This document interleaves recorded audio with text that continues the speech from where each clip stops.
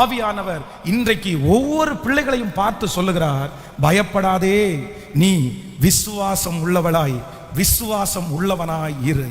என்னுடைய விசுவாசம் சேதப்பட்டது, என்னால நம்பவே முடியல, இந்த காரியம் நடக்குமா, இந்த காரியத்தை நான் அடைவேனா, பல வருடங்களாய் நான் எதிர்பார்த்து கொண்டிருக்கிறேன், எத்தனை ஆண்டுகளாக இதற்காக ஜெபித்து கொண்டிருக்கிறேன், ஆனால் இப்பொழுது தற்போது என்னால் நம்பவே முடியவில்லை அப்படின்னு யார் இருந்தாலும் ஆவியானவர் இன்றைக்கு உங்களுக்கும் எனக்கும் வாக்கு கொடுக்கிறார், பயப்படாதே, விசுவாசம் உள்ளவராயிரு. ஹல்லேலூயா.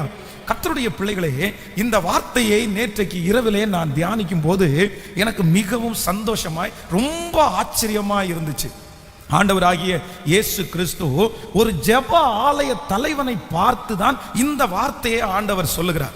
இந்த வார்த்தையை ஆண்டவர் சொல்லும் போது அந்த ஜெப ஆலய தலைவனுக்கு இருந்த 3 விதமான சூழ்நிலையை குறித்து இன்றைக்கு நான் உங்களோடு கூட பேச போகிறேன்.